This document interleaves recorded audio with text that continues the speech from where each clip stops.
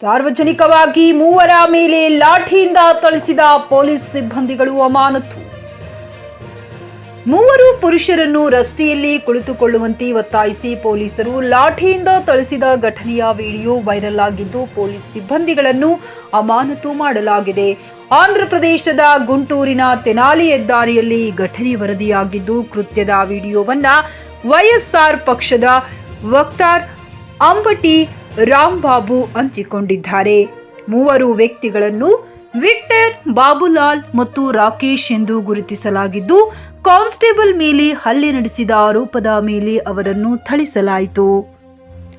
Constable ಮೇಲೆ ಹಲ್ಲೆ ನಡೆಸುವಾಗ ಮೂವರು ಡ್ರಗ್ಸ್ ಸೇವಿಸಿದ್ದರು ಎಂದು ಆರೋಪಿಸಲಾಗಿದೆ. ವಿಷಯ ಬೆಳಕಿಗೆ ಬರುತ್ತಿದ್ದಂತೆ ಮೂವರನ್ನು ಐತಾನಗರ ಪ್ರದೇಶಕ್ಕೆ ಕರೆದೊಯ್ದು ಒಬ್ಬ ಪೊಲೀಸ್ ಸಿಬ್ಬಂದಿ ಅವರ ಕಾಲಿಗೆ ಕೋಲುಗಳಿಂದ ಹೊಡೆದರು. ಮತ್ತೊಬ್ಬ ಪೊಲೀಸ್ ಸಿಬ್ಬಂದಿ ಅವರಿಗೆ ಸಹಾಯ ಮಾಡಿದರು.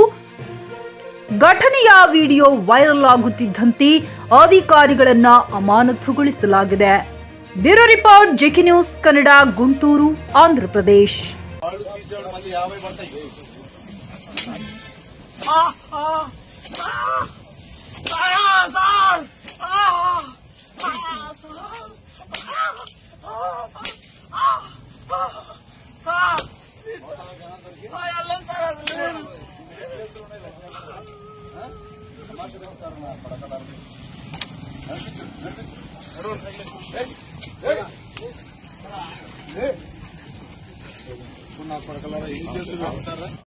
ನಿಮ್ಮ ಮಕ್ಕಳ ಉಜ್ವಲ ಭವಿಷ್ಯಕ್ಕಾಗಿ ಶ್ರೀ ಶಬ್ರ ರೇಣುಕಾ ವೀರ ಗಂಗಾಧರ ಶಿವಾಚಾರ್ಯರ ಮಾರ್ಗದರ್ಶನದಲ್ಲಿ ನಡೆಯುತ್ತಿರುವ ಶ್ರೀ ಶಿವಯೋಗಿ ವಿದ್ಯಾಲಯ ಶಾಲೆಯಲ್ಲಿ ದಾಖಲಾತಿ ಪಡೆಯಿರಿ. ಇಲ್ಲಿ 1ನೇ ತರಗತಿಯಿಂದ 10ನೇ ತರಗತಿಯವರೆಗೆ ಪ್ರವೇಶ ಪ್ರಾರಂಭವಾಗಿದ್ದು, ಉನ್ನತ ಗುಣಮಟ್ಟದ ಶಿಕ್ಷಣದ ಜೊತೆಗೆ ಆಟ, ಯೋಗಾಸನ, ಡ್ಯಾನ್ಸ್, ಕರಾಟೆ ತರಬೇತಿಯೂ ನೀಡಲಾಗುತ್ತದೆ.